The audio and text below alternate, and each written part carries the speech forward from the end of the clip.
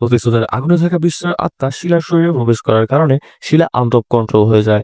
আর রাঘব ঘরে এসে শিলার এমন অবস্থা দেখে একদমই হতবাক হয়ে যায়। এমন সময় শিলার শরীরে থাকা বিশ্বর আত্মা হঠাৎ রাঘবের উপর ঝাঁপিয়ে পড়ে। আর রাঘব কোনো মতে নিজের মধ্যে সাহস জোগাড় করে তৎক্ষণাৎ তাকে ইনজেকশন দিয়ে অচেতন করে ফেলে, যার ফলে শিলা এখন 8 ঘন্টার জন্য অজ্ঞান হয়ে থাকবে। তাই এই সময়ের মধ্যেই রাঘব যে কোনো একটা সমাধান বের করার সিদ্ধান্ত নেয়। ঠিক তখনই তার নজর পড়ে হাসপাতালে রাখা একটা অক্সিজেন সিলিন্ডারের উপর। সেটা দেখে তার মনে পড়ে যায় যে রেডিও স্টেশনেও এরকম একটা সিলিন্ডার রাখা ছিল।